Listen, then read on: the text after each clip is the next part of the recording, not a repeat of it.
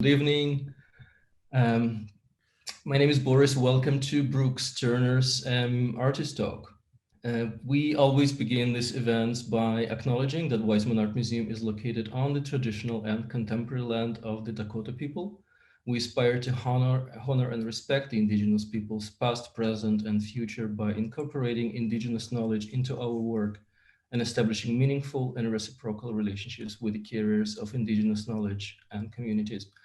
I'm Boris Okerman. I am CD and J. Ihlenfeld Curator for Creative Collaboration at the Weizmann Art Museum. I curate the program of the Target Studio for Creative Collaboration, which supports ambitious creative initiatives that cross disciplines, institutions, sectors, communities, cultures, and geographies. Brooks Turner's project is part of the program of the Target Studio. Before we begin, I want to thank the voters of Minnesota for supporting the operational budget of our museum through funds from the Minnesota State's Art Boards and for supporting Brooks Turner's work on this project through the Artists Initiative Grant. Thank you to Rimon, the Minnesota Jewish Arts Council, an initiative of Minneapolis Jewish Federation, also for the grant supporting Brooks Turner's work in this project. Thank you to Wells Fargo Foundation Minnesota for supporting our operational budget, to the Target Foundation for funding the construction of the studio that I curate. And thank you to Cindy and Jay Ihlenfeld for the endowment that makes my position here possible. And I'm grateful to my colleagues at the Weizmann Art Museum for supporting the program of the Target Studio and for making this event happen. As we will hear from Brooks, we invite you to submit your questions and thoughts through the Q&A at the bottom of your screen. And then Brooks and I will respond to your questions after the talk. The talk will be about half an hour, and we intend to spend most of the time in discussion, which I expect to be lively. So I'm pleased to introduce our speaker for this evening, Bruce Turner. He is an artist, a writer, and educator whose recent work engages in the history of fascism in Minnesota. He teaches at St. Cloud State, and he is also chair of the visual arts at St. Paul Conservatory for Performing Arts. This talk accompanies Brooks's exhibition in print, which is a 32-page newspaper that is the result of the research Brooks has been doing during his residency at the Target Studio last spring. This paper was delivered to the Twin Cities Star Tribune subscribers last Sunday, and you also can receive your copy at the museum. You can stop by anytime when the museum is open and take it from the Target Studio for Creative Collaboration. If you're unable to come to the museum, you can order one and we will have it posted to you. The details are at the project webpage on the website. Welcome to Brooks. Thank you, Boris. Let me share my screen here. Thanks very much to Boris. And I also want to thank Susanna Schoweiler and Katie Covey for all their help throughout this and setting everything up, and everyone else at WAM.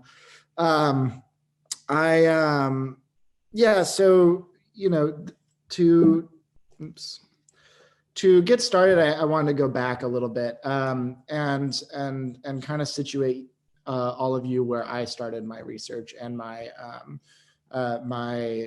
project, which is with Martin Heidegger. I was really, all the way back in, I guess, 2014, I became really interested in his philosophy. And that interest carried into about 2016. As I read more and more of his philosophy, I also became more and more disturbed by his Nazism and lifelong anti-Semitism. I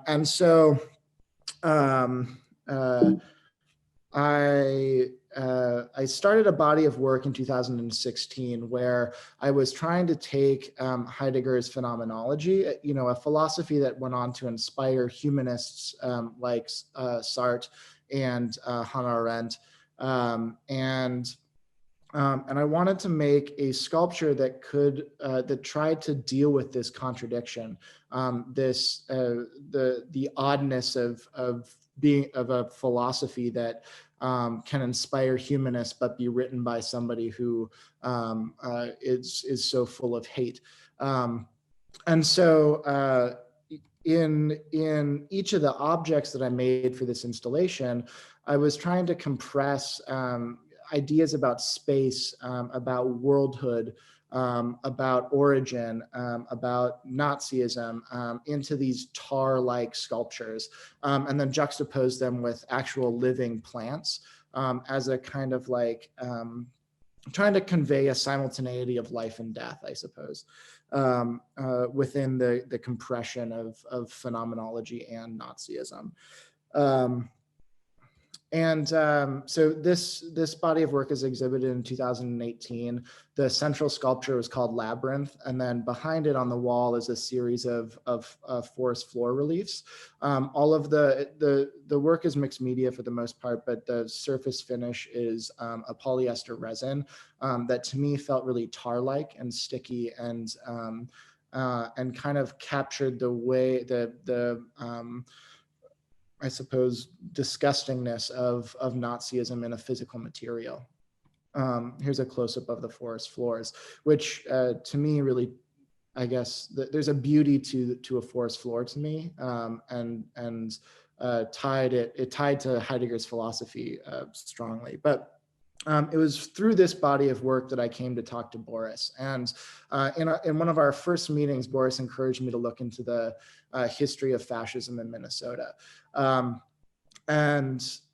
So, of course, being very curious and having grown up here and knowing nothing about that, the first thing I did was went on the internet and searched fascism in Minnesota. And there was surprisingly a lot more information than I expected. But two of the central articles that were really most immediate and prominent to me were these two. It Can't Happen Here by Joe Allen, and This List Not Complete by Sarah Atwood. And in Joe Allen's essay, he really takes this approach of looking at the silver shirts and their conflict with local Teamsters, the Teamster unions in Minnesota, specifically Local 544, which had led the 1934 Teamsters Strike. And so his history drew out this breadth of conflict and complicity of businessmen, of the Associated Industries, which was sort of like a union of business leaders that were opposed to unionizing in Minnesota. And just an insane degree of, or not, perhaps not insane, but just the degree of conflict I had never read about despite growing up here. And then on the opposite side was Sarah Atwood's article that really focused on Jewish resistance to the Silver Legion in Minnesota. And in, again, like I had known some of the anti-Semitic history of Minnesota, but I did not know about this specific conflict, nor the depth of it, nor really the degree to which Jews organized to resist and reject fascism in Minnesota. And so it was through these two articles that I became interested in specifically the Silver Legion of America as a kind of allegory for understanding American fascism. So these are photographs of William Dudley Pele, who was he was kind of like he was a Hollywood writer for a little bit. Then he ditched that and became a kind of Christian mystic before elevating him to the kind of like American Hitler, I guess. So, again, using these initial tools, my first or I guess initial research was done online. And so I was able to find an archive in a Christian mysticism like web forum of the New Liberator. The New Liberator was a magazine published by Pele from 1930 to roughly the start of 1932. And in it is this, I mean, really like kind of insane degree of conspiratorial meanderings, Christian spirituality rising up from a whole lot of surprising and idiosyncratic places, and binding people together. And but I was really struck by the illustrations throughout them, and how much they sort of both pulled from the American visual lexicon, where you have on the left this bald eagle carrying, a sprig of something, a bird of prey, but used to illustrate the magazine of earthly illuminations from the higher worlds. And then on the right, you have a representation of white Jesus, and he's kind of like rising up from industry, from the power plant, the smokestacks, and whatnot. And there's a kind of absurdity to the images, certainly, but also what I saw as a direct attempt to build a kind of mythology. And so again, I was also able to find copies of the Minneapolis Labor Review and the Northwest Organizer, which were both newspapers produced by unions in Minnesota. And it's kind of like strikingly, especially thinking about Joe Allen's article that situates the Silver Legion versus unions. It's striking the opposition of visual language, that you have this aesthetic of just a wall of text, and headlines popping out here and there, versus this sort of very mythological, spiritual imagery, illustrations of unreal events, building this aesthetic, versus information. Now, I pulled out some headlines and sort of juxtaposed them here. So on the left, you have stuff pulled from the New Liberator, and on the right, you have headlines pulled from the two union articles. And so I'll read a couple of them on the left. A group of masterminds in higher dimensions of time and space are engineering a new society that is just around the corner. We have no milk for babies. The real rulers of the nations will not be politicians or demagogues, but super businessmen working for something greater than financial profits worldwide. Human service under the generalship of Prince of Peace. And I mean, what becomes like to me so bizarre about this language is that I think that there's a practicality to some of the ways that fascist regimes use language. It's still myth building, but this is so beyond, like focusing on higher dimensionality is such a strange degree of mysticism, that it doesn't fit with a lot of other fascisms. But nonetheless, here there is this like building aesthetic of a kind of fear mongering, a kind of like aspiration towards fascism.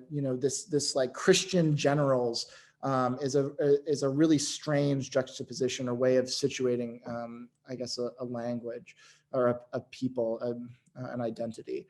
And then on the right, you have, calls to give the persecuted refuge here, that there was repeated use throughout these union magazines, or repeated advocation throughout the union magazines for accepting Jewish refugees from Nazi Germany. There's also, it's a union magazine, so its interests are in speaking about the worker, and therefore they're very socialist magazines, and sometimes straying into communist ideology. And so you have headlines like Thugs of Capitalism, and there's still a kind of, you can still read an ideology into the text, I think, a lot, but nonetheless, the presentation is just so different. And so from this kind of juxtaposition, I created this collage. And I would say that this is really the first collage that I built the project around. So, when you, this collage is basically I went through the New Liberator and I pulled out every symbol that they used. And like some of these symbols were used multiple times, but for the most part, well, I'd say about half of them were used once and half were used multiple times. But I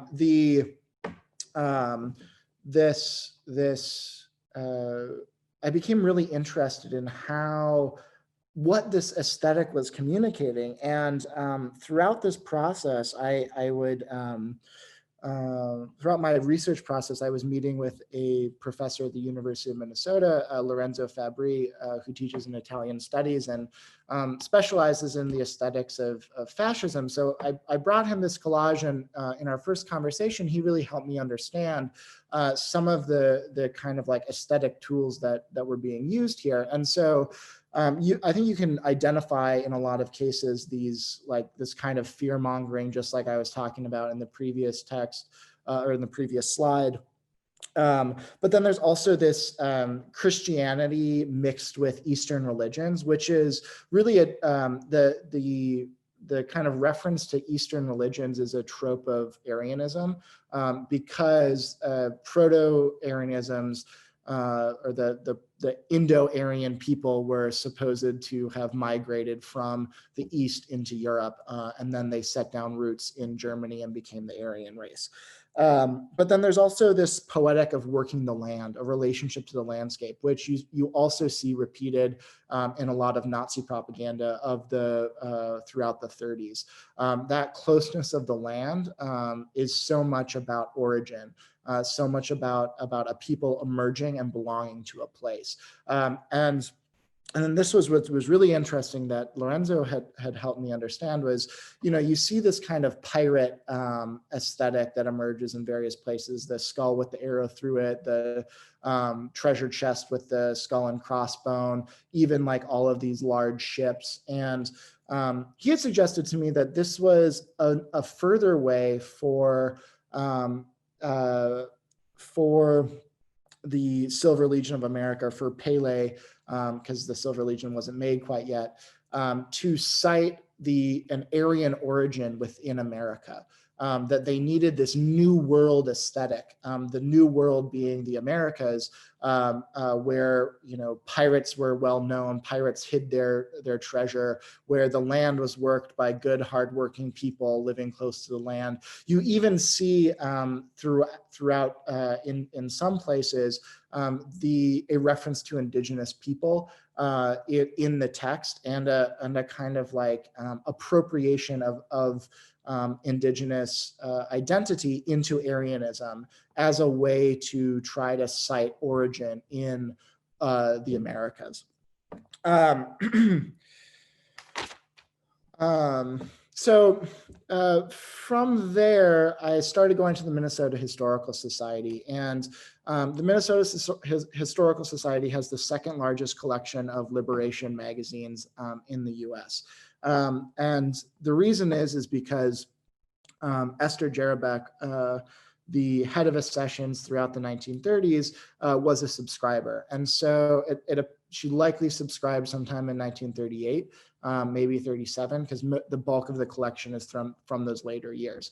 But in 1933, Pele formed the Silver Legion the day after Hitler became chancellor. He saw Hitler's rise to chancellorship as this call to him to take up the effort to create an American Nazism in the US. And so I started collecting images from this text and making a whole nother set of collages. So here you can see the original cover juxtaposed with my reworking of the cover, which also includes text that relates to Roy Zachary. Roy Zachary was the lieutenant, Pele's lieutenant, that was sent to Minnesota to drum up support and create a more robust, organized Silver Legion cell in Minnesota. And so he becomes a reoccurring character throughout this document. But as I read the Silver Legion, what the Weekly Liberation, what really started to come out at me was just the way in which the language that was being used was so identical to the way that Trump and other right-wing politicians, far right-wing politicians, talk today. So here we have a headline of refugees invading, criminal aliens favored, 9 million unemployed, God help America. I mean, that headline literally could have been spoken on Fox News. Then this one really was one of the earliest and most critical texts for me, but I'll read it out loud. To persons who come querying, this response is official. The silver shirts will not alter the American form of government. The silver shirts will restore it. The American form of government now exists in husk form only. It is now but a hollow shell for usurpations of Yiddish Sovietism. The silver shirts will attempt to restore the American form of government, but it won't be democracy. It will be republicanism. That this nation is a democracy or has ever been a democracy is more blatherskite smokescreen. The silver shirts will attempt to restore a constitutional republic, but with this addition. They will see to it that proper safeguards are set up so that no swarms of quasi-Orientals in future may subvert its institutions to steal the nation blind and debauch its Christian stamina. So in the aesthetical rhetoric of the past couple of slides, what comes out immediately is immigrants as criminals, an invasion of refugees, a desire to make America great again, and an emphasis on originalism or textualism, i.e. the constitutional republicanism, which was created by racist white slave-owning men. So I did this. I went through the same process of collecting images. I guess actually before I go there, I should say that this is really where that list of rhetoric and aesthetics that I just presented is really where I situate the kind of American fascism that we or a fascism that is unique to America. So much of fascism, so much of the history of fascism has been about presenting has been about tying fascism to Europe. And something that I have considered throughout this process is that fascism is really quite,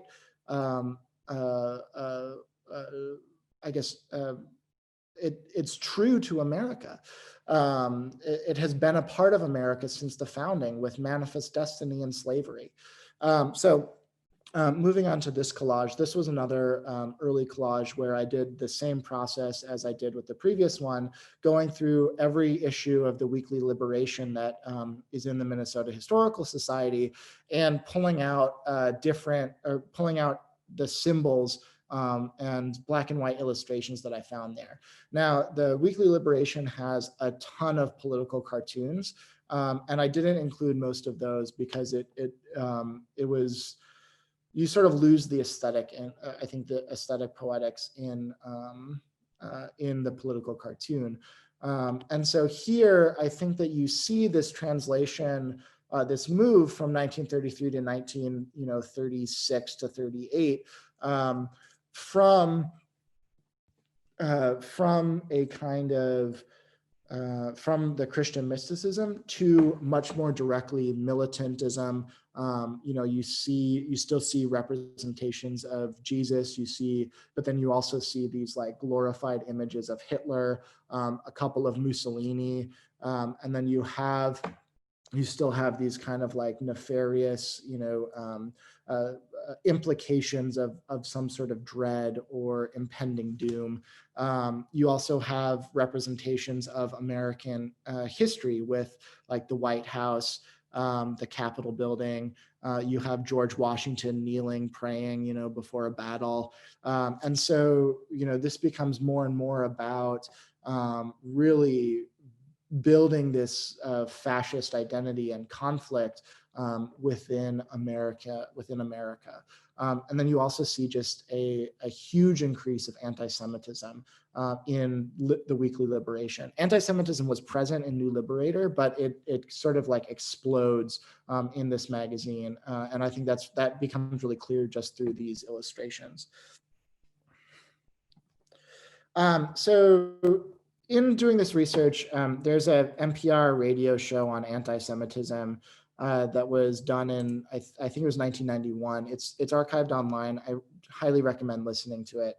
But one section of it describes a firsthand account of a man who in the 1930s had joined a group of Jewish professionals who got together and trained with bats and brass knuckles to actually by force drive out the Silver Legion. And so I made this drawing representing that history, which, you know, that recording is actually the only really solid primary source describing what happened.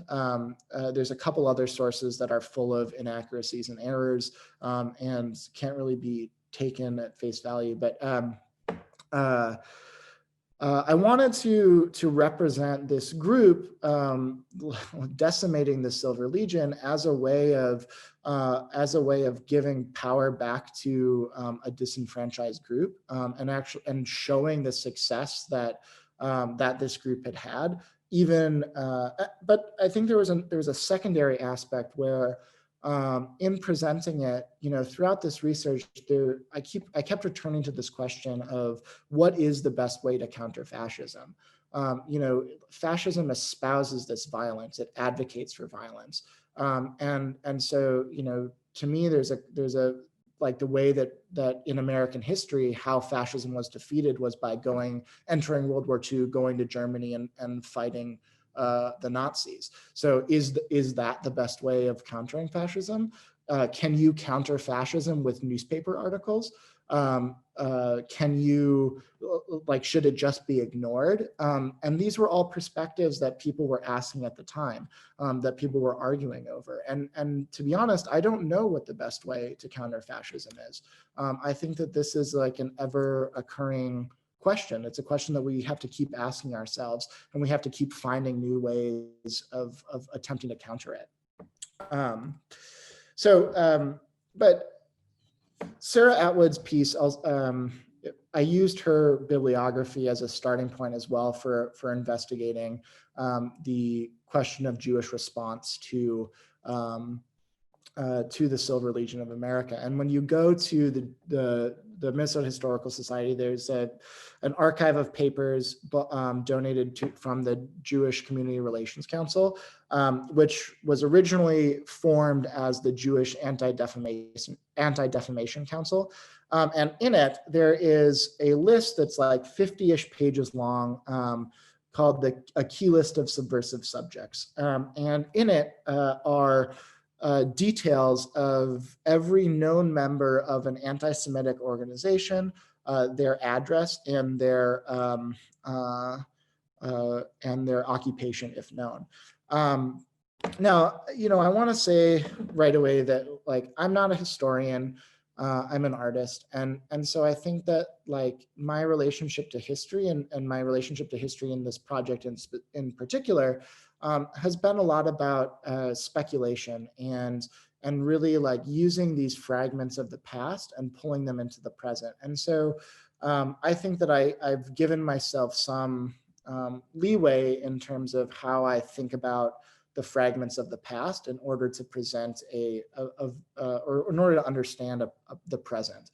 And so, you know, the reason why I say that now is because you'll see this, like, list of letters that correspond to the names listed here. And, you know, from cross-referencing other documents and information, I am guessing that SS stands for silver shirt, AS stands for anti-Semite, PG stands for pro-German, C stands for Coughlonite, or Coughlonite rather. And so by using that, my understanding of that list, it comes out that there's like at least 30 known Silver Shirt members in the Twin Cities.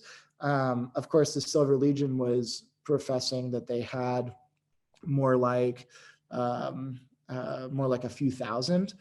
But when they would give these rallies, there was a couple rallies that drew hundreds of people. And so even if the number of Silver Legion members was small, this like really long list of names, which is also incomplete, there's like missing you're starting in the M's, you kind of like lose a lot of pages. There's clear missing pages, but it becomes super clear in any case that the Silver Legion not only has like a decent group of people here, but they also have widespread support from other anti-Semites and Coglanites, and other, fascist sympathetic groups in Minnesota. On the right is another list, but this was actually, it was actually separated across 3 pages of paper, and I pulled all the names together and collaged them into one singular list so that it would fit onto a piece of paper or a piece of newspaper. So this appeared in the Star Tribune collages, but this list had a note at the top of it, which I reproduced here. This list directly from Paley's files. Men whom Zachary was to contact on his visit to Minnesota. So these were all the people that were supposedly, at least had willingly given their contact information to Pele. And Roy Zachary, his lieutenant that I had mentioned earlier, was supposed to go and contact them. Now, on this list are several politicians, one of whom, Stafford King, was a he worked in Minnesota government for 4 generations, and it came out that he was also an active member of the Ku Klux Klan throughout his entire life. And other people like Jay Hormel, the president of Hormel Industries, are very well known. But there were articles that said that Hormel had been donating money to the Silver Legion, that he was part of the reason why they were able to have a presence in Minnesota. Moving on, the Jewish Community Relations Council archives showed this like mobilization of Jews in response to fascism. The police didn't take it seriously. Christians didn't take it seriously. In fact, there was, various Christian churches in Minneapolis that were recruiting grounds for the Silver Legion. And so they took it into their hands to spy.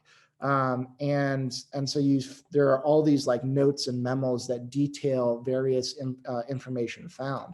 And I mentioned the cops didn't care. Not only did the cops not care, but some of these documents suggest that there was actually a sergeant that was recruiting membership for the Silver Legion within the Minneapolis Police Department, and that then there was police on Hennepin Avenue. Their beat was Hennepin, and they were members of the Silver Legion. Now, for me, the question then became, well, why were the police not called when that group of Jewish freedom fighters had raided the Silver Legion meeting? And there's like 2 answers that I have read about or speculated on. One is that there was a Jewish gangster who had been paying off the police to suppress, this conflict. But another one that I much prefer to think about is that the Silver Legion was so embarrassed by their robust defeat that they didn't have the guts to call the police and admit their failures. So,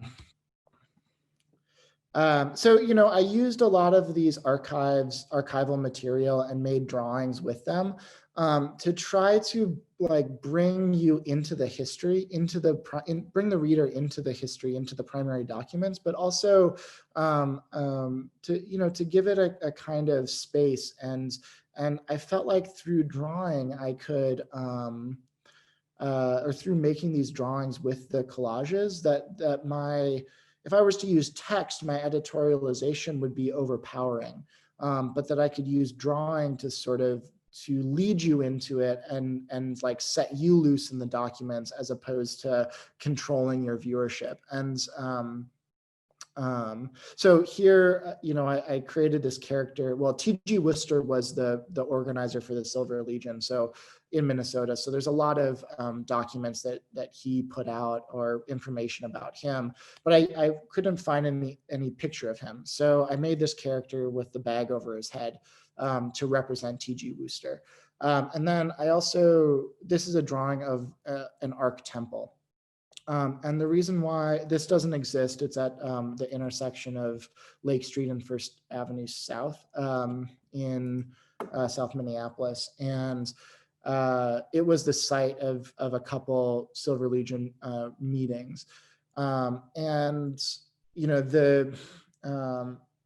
throughout all of the rallies that the Silver Legion held, many of them were held at Ark temples, at like these elk lodges, these fraternal organizations. There's some speculation that it was because of big donors that they were able to secure these huge, monstrous halls. And so I made this drawing that didn't appear in the newspaper, but is a digital drawing just like the rest of them, that I was trying to convey this kind of like space of the lodge, of the temple, where the Silver Legion occupied, where they would hold their rallies. So I found some historic images of fraternal lodges from the 1930s, and I collaged them together and made this drawing based on looking at the images. And then I situated inside of it the essential players in Minnesota's history with fascism. So you have Esther Jerebeck, who I mentioned, the reason why we have so many liberation magazines here. Now, there's a question, like maybe she was just interested in German heritage and that's why she subscribed, but, she was still an important player in funding, through a subscription, Silver Legion activities. You have Roy Zachary, the lieutenant sent by William Pele. Pele's back here. Then you have Hormel, who I had mentioned as well. You have Belden, George K. Belden, who was president of Associated Industries, which was a union against unions. And he had been accused many, many times and, had been shown that, to have done this, but by hired thugs to violently suppress union organizing and union protests. There's even some speculation that he hired hits out and that he supplied guns to members of the Silver Legion to encourage them to raid union headquarters. Now, those are all speculative. There's no hard evidence for any of that, but nonetheless, he was seen as this enemy of unions, and he was known to have attended multiple Silver Legion rallies and likely donated money to them, to their cause. Ray P. Chase was a Republican lawyer who had various positions, sometimes affiliated with the Minnesota Republican Party, sometimes his own kind of research firm. But he put out a lot of false information, especially about communism, that was just full of anti-Semitism. Then you have Hjalmar Peterson, who was a governor of Minnesota and a farmer laborite. So at this time, the Farmer Labor Party was the dominant political force in Minnesota. And then you have Harold Stassen, who became governor was elected in 1938. His term started in 1939. So Hjalmar Peterson, when we think about the transition from the aesthetics of fascism, located in a fascist party, in an American Nazi organization, out into the general public, Hjalmar Peterson, I think, is the clearest transition point. Now, he was not a member of the Silver Legion. There's no evidence that he supported them in any way. But when you read his text, and that's what I was trying to convey here, and also when you read how people think of him and how people talk about him, how people write letters to him, he very much occupied this position of embracing the kind of Americanism that American Nazis also supported and believed in. Now, he was extremely anti-Semitic. He peddled a conspiracy theory that these three men, Jewish men, Abe Harris, Roger Rutchick, and Art Jacobs, were actually controlling the entire state of Minnesota, even though the elected governor, Governor Olson at the time, was a Christian, and then Governor Benson after him. And he referred to them as the Mexican generals, you know, a way of trying to sidestep and pretend that he's not anti-Semitic, but also suggesting that they were communists and that their loyalty was to a communist state, Mexico in this case, not to America. And so you see in a lot of the letters written to him this celebration of his, you know, condemnation of the Jews controlling government, and he'll never sort of like in his replies, he never contradicted these supporters who wrote so anti-Semitically to him. A lot of his supporters also compared him to Father Charles Coughlin, who was a anti-Semitic and pro-fascist Catholic priest based out of Michigan, but had a following of 2 million people nationally.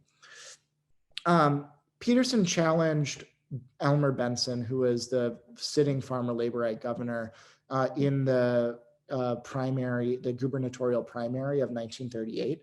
And he challenged him using this conspiracy theory and relying heavily on anti-Semitic tropes and language. And he lost the challenge. Benson still won the primary, but what Peterson basically caused was an entire split of the Farmer Labor Party and ultimately its demise. I mean, it was never as effective after Peterson challenged Benson.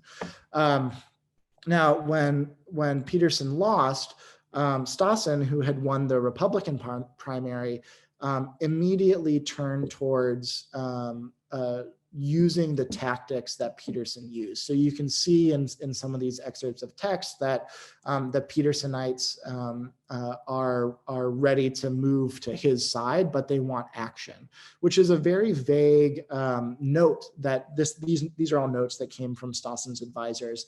It's a very vague note, but it also has this like hint of threat behind it. And that characterized a lot of the language of the Silver Legion, this like threat of violence. And then, you know, the middle page or the middle note is a note about how the Silver Legion needs to drop, or excuse me, Stassen needs to drop this man named Goling, who is of the same race as Ratchick, which is definitely not a misspelling. I am sure that was intentional, that the man's name was actually Rhetoric, but I'm sure it was intentional to drive home this anti-Semitic language and narrative. And so they want to get rid of Goling because he's Jewish. And then this final note, you're being built up as a fascist idol. It's interesting that there's no desire to distance oneself from being called a fascist idol. It's just sort of like laid there. So this collage was really an attempt to present Stassen as best I could from his documents. And you know, so much of his documents are characterized actually by literature produced by Ray Chase, and so that's why so much of that is there as well. So one thing that I didn't include that I wanted to kind of mention is that there was actually Stassen created this kind of like fake news event. Elmer Benson, the governor, was invited by LaGuardia, mayor of New York, to go to an anti-fascist rally out there, and while he was there, Stassen wrote a letter, and in the letter he seems to be suggesting, or he seems to be making arrangements with a acquaintance or friend or something to go and take a certain type of picture of Benson. Now, I couldn't actually find this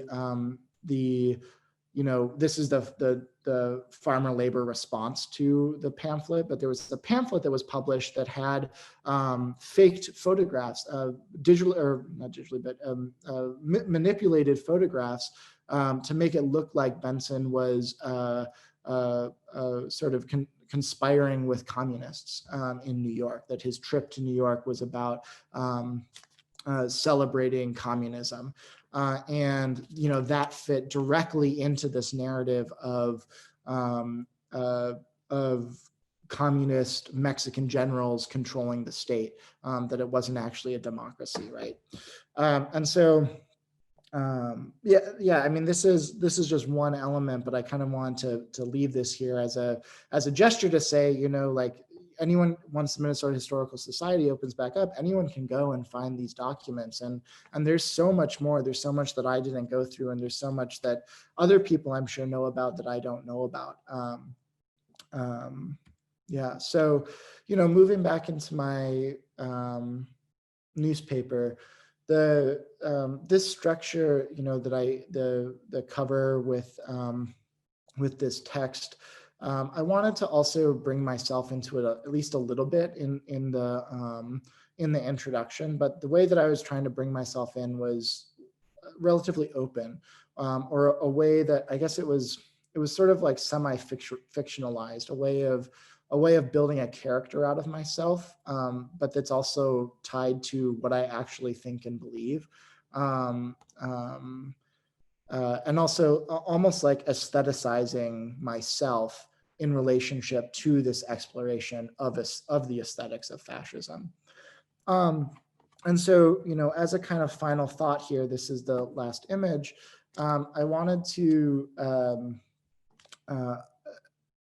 in presenting all of these newspapers, something that I just kept kind of thinking about throughout the 2 years of research was how much fascism is really about building of this myth, and that it's like full of romance and glory and a kind of like masculine righteousness, and that like actual truth is so much opposite of that, that truth is contradictory and fragmentary, and incomplete, and that history is that way too, fragmentary and incomplete. And in making the newspaper, I wanted to present the fragments of history, present these like fragments of truth, and I knew in doing so that I was presenting a kind of narrative that I was building, a kind of myth. But at the same time, I was hoping that it would still retain that fragmentariness. And in presenting it in the gallery, the minimal presentation, I think, sets up a contrast, a same kind of contradiction, the way that truth is contradictory, to the maximal nature of what is actually in the newspaper. I'm really curious to hear what questions or thoughts that you might have, and also just to emphasize further that my research is ongoing, and I'm always looking for more information as well. So thanks.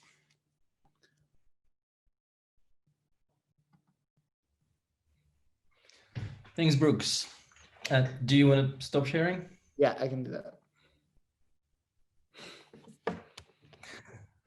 Thanks so much. So there is a bunch of questions already, but I want to use my privilege and ask the first one. Can you talk a little bit about why newspaper and what was the logic behind this particular format of an exhibition? Yeah, so I became it's really, I think it's weird to say, but I felt like that in being in the Minnesota Historical Society, there was sort of like a romance to the tactility of being able to hold these pieces of history. And I wanted to, that like, I don't know, that like intimacy with the historical past, I hadn't really felt like I had ever experienced before. And so I want, and so much of that is also about like going through old newspapers that have been stored. And so I wanted to bring that tactility and that experience, that that I guess, yeah, that intimacy to the public. There's also just like, there's so much information here. And I wanted, each person to be able to kind of like hold this artwork and take the artwork with them, that it's not, so much of art is oftentimes the kind of like fetishized object, this like highly regarded, object that nobody can touch. And I make those too, but I think that the content of this piece is so much about accessibility and it being able to be spread out. So I don't know, to me, a newspaper just embodied democracy. It embodied an anti-fascism that I think was necessary for talking about fascism. And then the first question is actually, what is the correct definition of fascism? And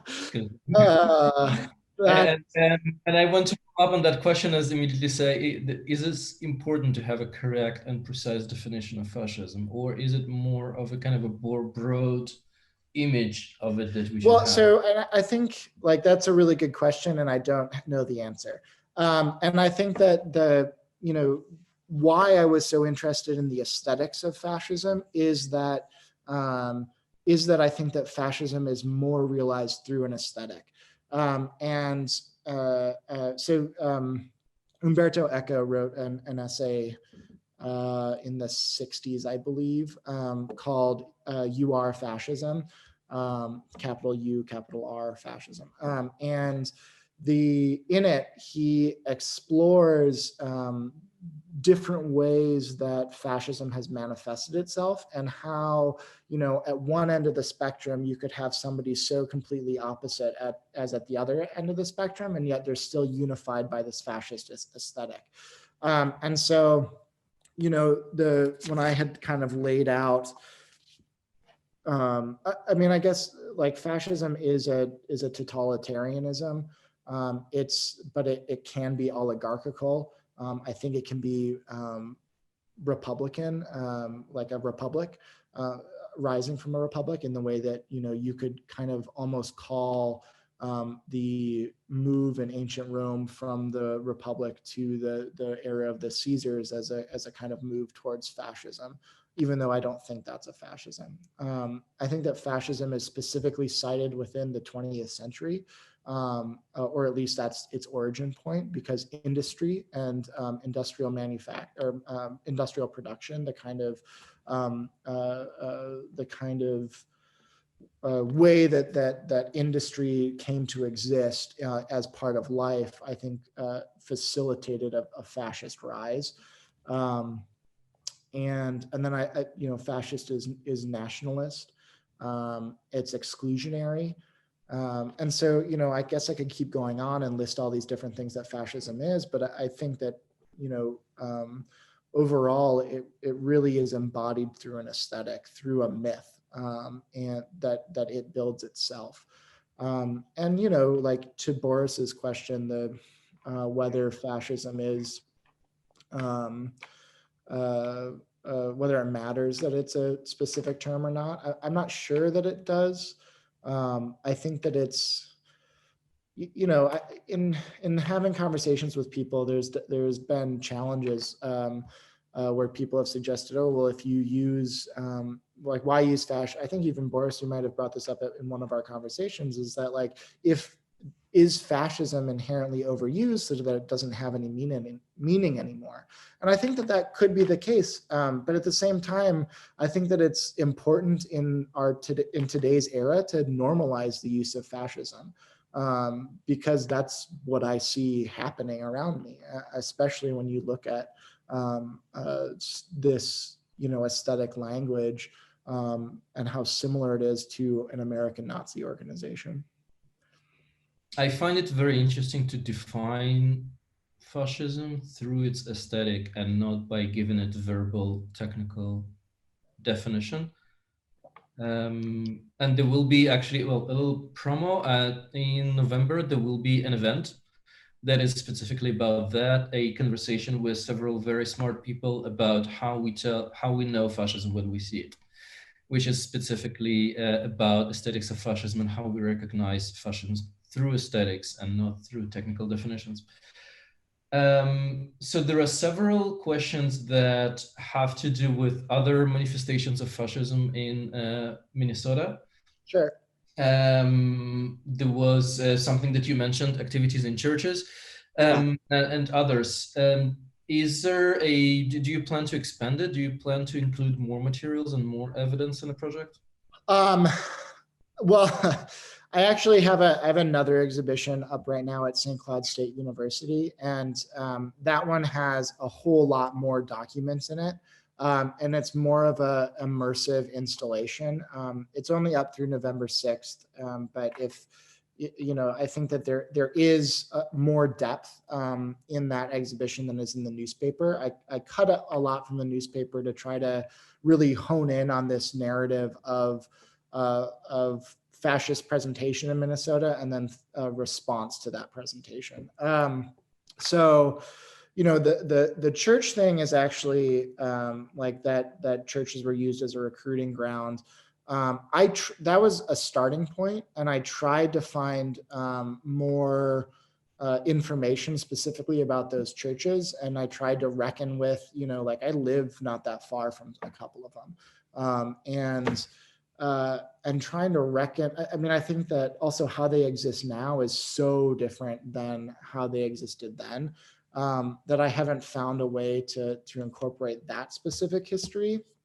But yeah, actually, there's my next sort of, I guess, step with this research is that I want to take actually a snippet of history that I came across where in 1938,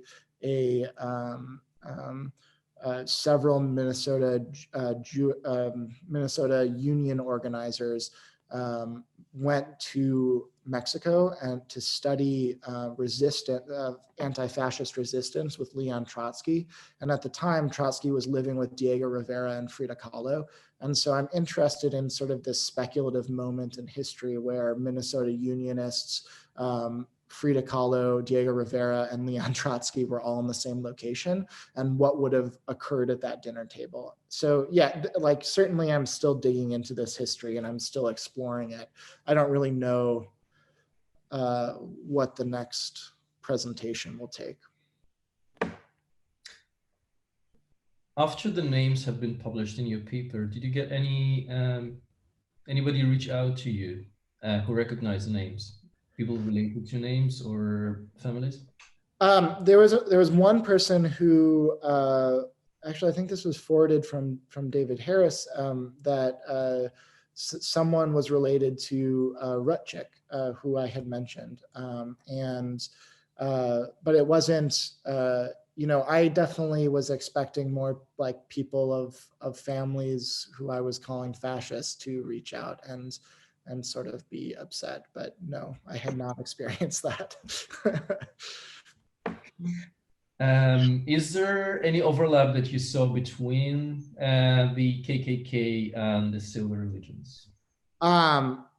So that is definitely an area of research that I have been planning to revisit. But as far as I had been able to tell, the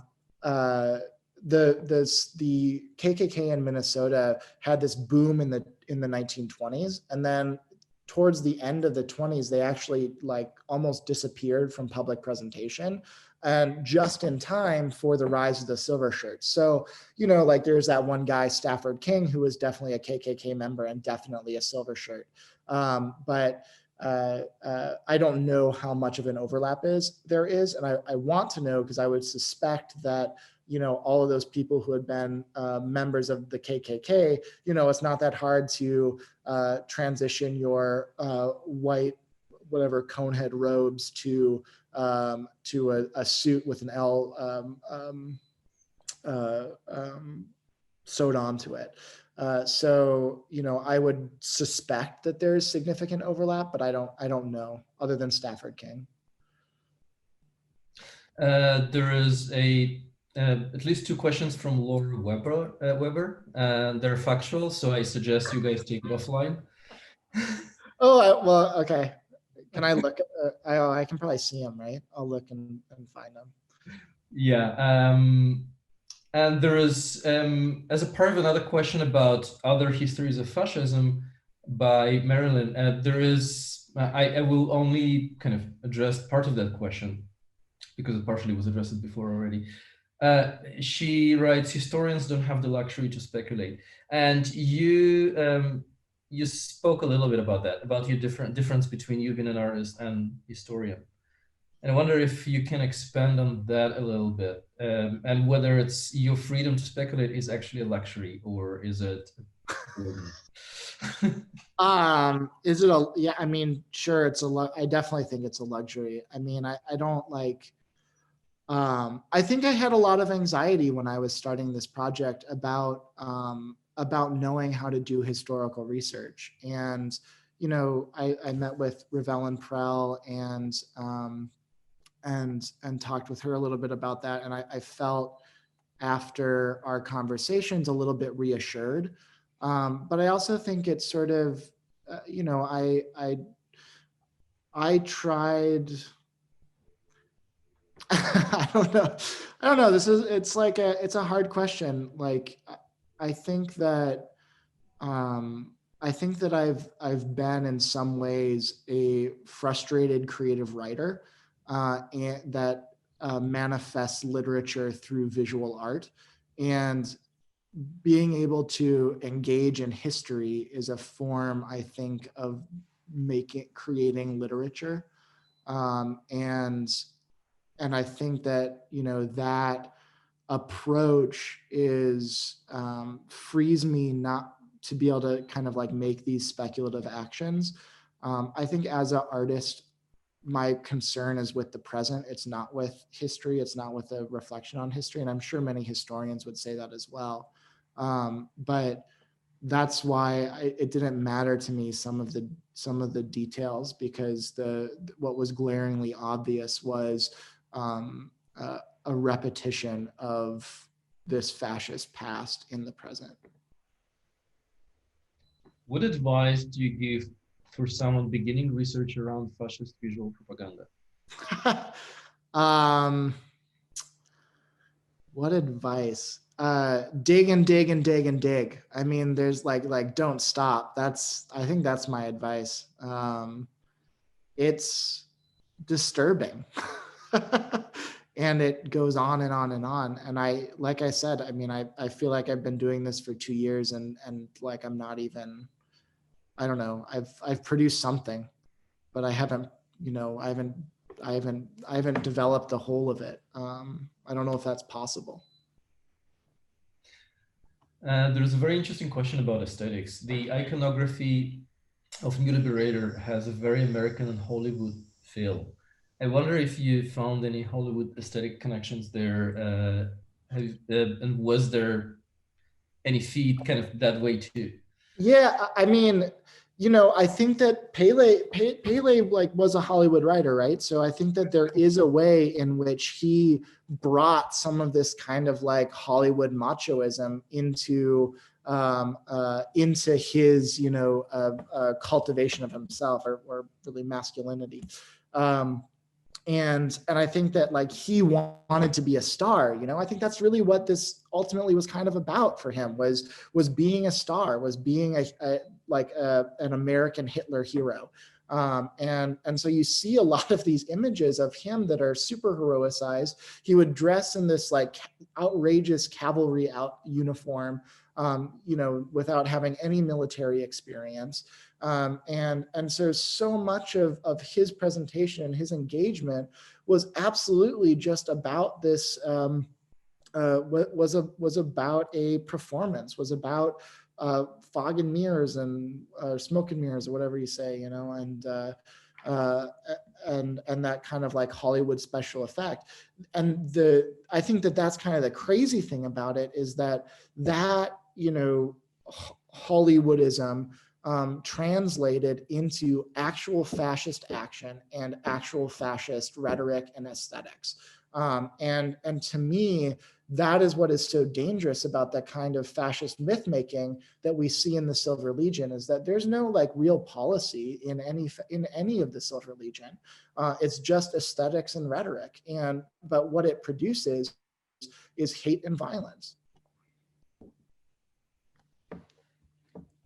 Few questions about reactions to the paper. Did you hear anything interesting? I think that I've had a lot of really great and supportive feedback, which has been awesome. I think one of the most interesting things is my aunt sending me next door screenshots of people not understanding what my position on fascism was, which I think is really just a way of refusing to think about a historical past and your potential implication in it. Yeah, so I do think that was really interesting, but it was also cool because there was, seeing the dialogue unfold on Nextdoor, which is, if you don't know, a very notoriously racist app used to profile neighbors. I'm sure it also helps with safety stuff, but whatever. But it was interesting to see how the dialogue unfolded in the comments, because you had people, defending my newspaper and tying it into current events and the rise of fascism or white supremacy throughout the state of Minnesota. We have received, in the museum, we have received a few very positive responses, but I also know that we should take them with a grain of salt, because you rarely hear in the museum negative responses. Negative responses here, somebody else hears them, they happen outside. I would actually encourage you people to kind of, do you want to respond to this publication? Do you want to post something in Q&A? And I promise to read that aloud, whatever you will type in there. So I encourage you to share your responses, whether they're positive or negative. There is a request for your thoughts. This is a very valuable presentation, both paper and the program. I keep thinking, how can I or do I fit into the solution? We are living in a crisis time in this country, and this is easy to feel completely powerless as an individual. Your thoughts? I mean, I feel super powerless, and I think that a lot of this project was motivated by it.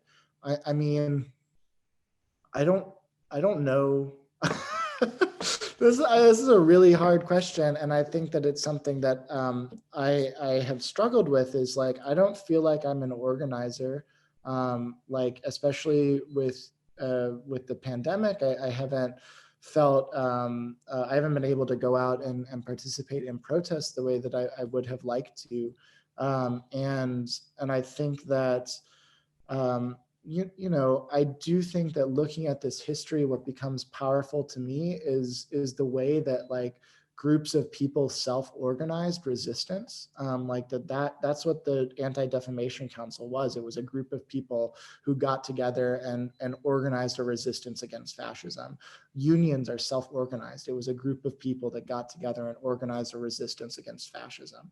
And so, like perhaps it's perhaps it's like perhaps it's cliche, but I do think that there's power in people organizing together, in people standing up and attempting to speak truth to power. And I think that there are many different ways of doing that. And so, I don't know. I don't know if I sometimes fall into nihilism, where I think that, I am powerless, and I don't know that I don't know if this project is going to change anyone's mind, because it seems like that's the only thing that could change the course of the rise of fascism here, is to change people's minds. So I don't know. I guess you just have to try, and there's power in people. Do you think silver shirts was the reason Minneapolis was very anti-Semitic after the World War II? I think that Minnesota was anti-Semitic before then. I haven't done enough research to know that for sure. I mean, I can tell you, like, I don't think that anti-Semitism ever, like, really, it didn't diminish during World War II, certainly. Yeah, I don't know. I think that's a good question. Certainly, the presence of the Silver Legion, the presence of that kind of, like, very much Christian anti-Semitism carried over after World War II. There was in 1946, I believe, there was a guy, Gerald L.K. Smith, who had previously been a member of the Silver Legion, and then also one of, he was a member of the Silver Legion, and afterwards, he toured the country, like, preaching anti-Semitism, preaching a version of Christian fascism that was going to push all African Americans to live in one designated area.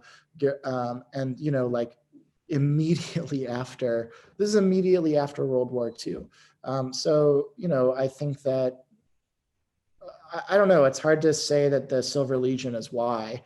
It's probably that people, like immigrants from Europe, where there has been anti-Semitism for, generations upon generations, moved to Minnesota, and that generational anti-Semitism stayed and found presentation through the Silver Legion, and then through this other guy, Gerald L.K. Smith. So. Have you looked at the current militia groups and their aesthetics? Very, very little. I think that is certainly a thing that I should do. There's a question here that I feel that I want to answer, but you can follow up. Go for it. Go for it. I find that there is a right-wing pro-Israel Jewish response to Trump's fascistic tendencies. These Jewish commenters target BLM as Muslims being a problem. Do you think this kind of political movement relates to the fascism and silver shirts? So this reminded me of, so I'm Jewish and I lived in Israel for 15 years before I came to the States. This reminds me of a radio program by an Orthodox radio DJ that I heard once many years ago. I remember that he said that when God created all the peoples, he distributed all human qualities equitably between people. Every nation got their share, and Jews got exactly the same share of stupidity and wisdom as everybody else. So there's absolutely no reason why there cannot be a Jewish fascist. So that was my answer. Now you. Yeah, I definitely think that. I think that there's a way, and I haven't done enough. I haven't looked at specific examples as in depth as I have in the past, but I certainly think that there's a way in which Israel's militancy and their annexation of the West Bank is a form of extreme. Well, certainly, I think that there's a way in which that exclusionary I guess, structure is very similar to a fascistic exclusionary structure.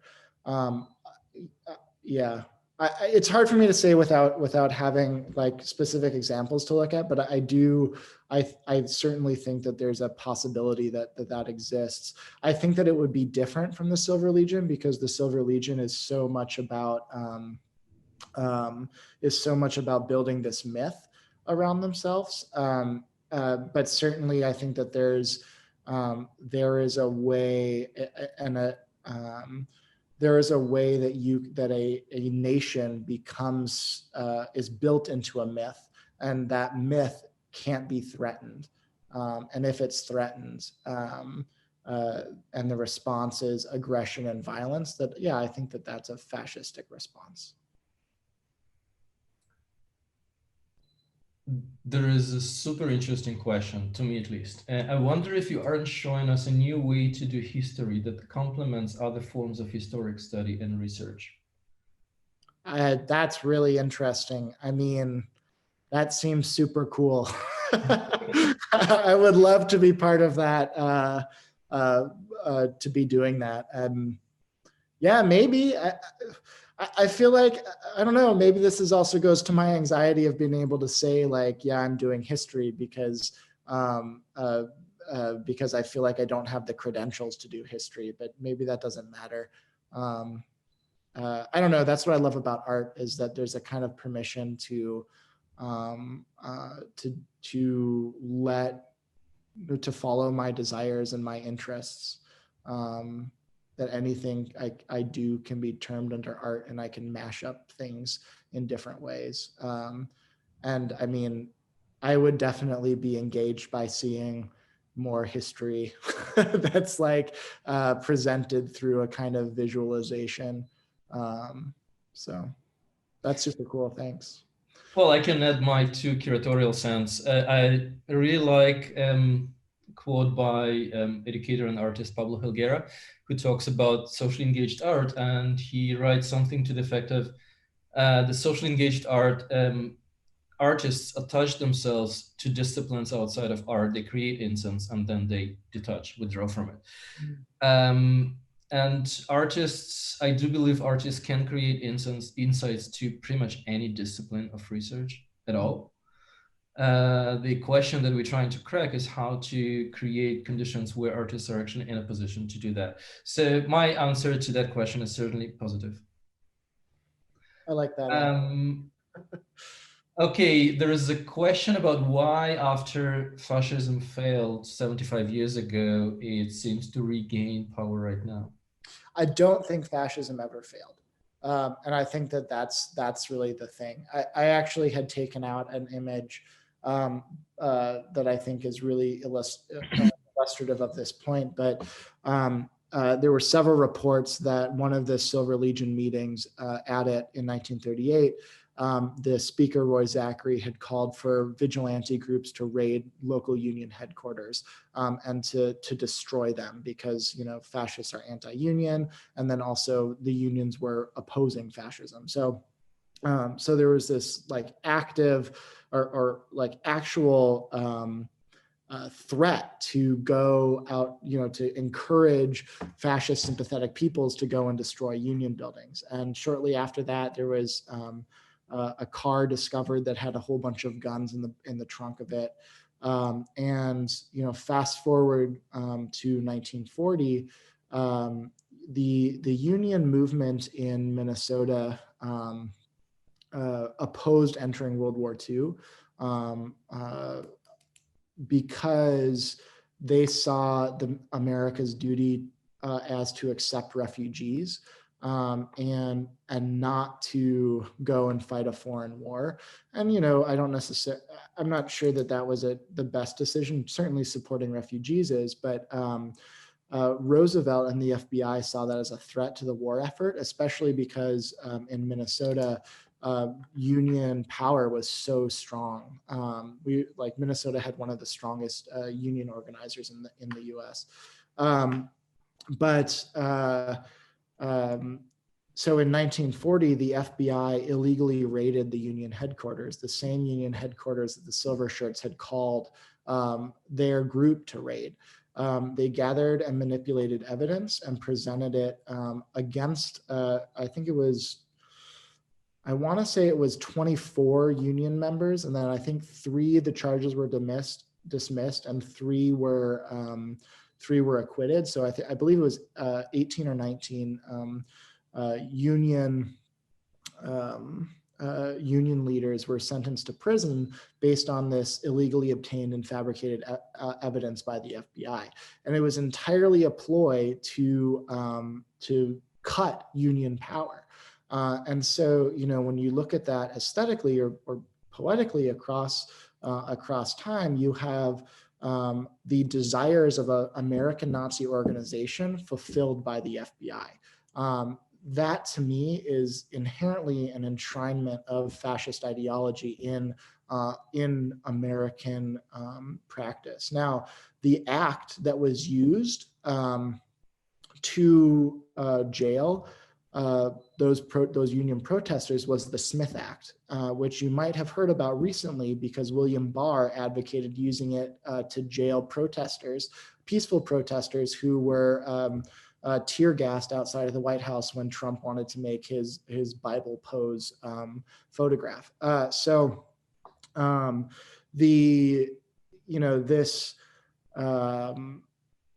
The idea, and that's also the point of trying to show Stassen.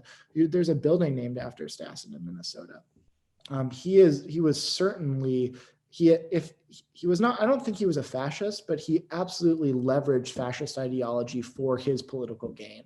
And I don't think you can leverage fascist ideology if fascist ideology is dead. And so, I think that it hid below the surface and is now just reemerging. So we have 3 minutes left.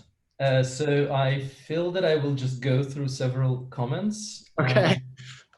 So there is a comment that says, good to hear about the investigations and your process of making sense of it as an artist. I think your artistic speculation is not a luxury.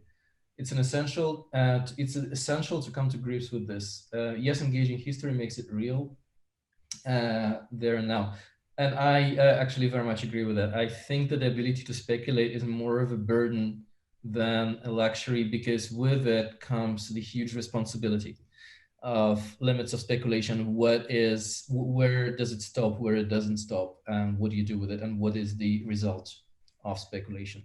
I mean, I don't disagree with that, but to me, there's also a responsibility to truth, and I think truth is way more difficult and intangible than speculation is. And perhaps that the real answer is that there are no luxuries. We just are dealing with these things, and it's a burden.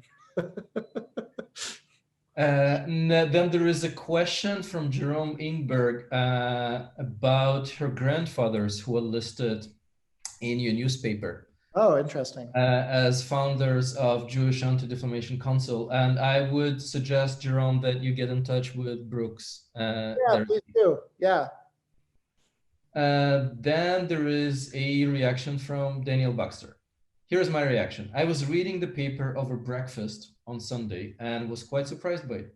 I thought it was really powerful and liked the aspect of encounter it by surprise versus setting out ahead of time to see an exhibition in a museum. It was really surreal, a little surreal to read it while my kids were listening to their Debbie Friedman album of Jewish holiday songs. Yeah. And okay, there's a very interesting question of what's behind the choice of silver, because it repeats itself, but I guess we don't have time for this question anymore. The use of silver? Yeah. In the name. Third answer? I have no idea why they chose silver, actually. I think it's stuck out. It's a fashion choice. And David Harris. The newspaper insert seem to provoke an initial confusion in the paper's readership. What were they reading? What is the contemporary account? Well, sorry, my screen keeps jumping for some reason. It's confusing. Oh, it's historical, but it's positioned as a news of the day.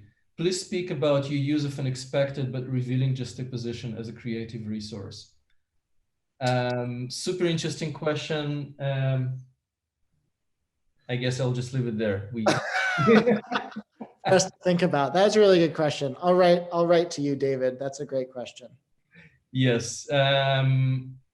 Okay, and there is a very long comment from Jeremy Cohen, which I will not be able to read out now, but it's saved, and I will read and respond if it warrants respond. So thank you all so very much. Now there is a list of things that I want to announce before we disperse. So you will very soon receive a survey link. It's a very short survey, and if you do it, you can win a $20 gift certificate. These surveys are very important for us to make our programs better. If you are able and willing to donate to us, the same message will include the link to donations. We will be extremely grateful to you. That will help us support programs like this in the future. So thank you again so very much, and stay creative, hopeful. Please join us in our Election Day program. There will be panel discussion about freedom of election, and then there will be election committee night. You will not believe it. At 8 p.m. Next Tuesday. Please join for that. And another Brooks's event is in the end of November.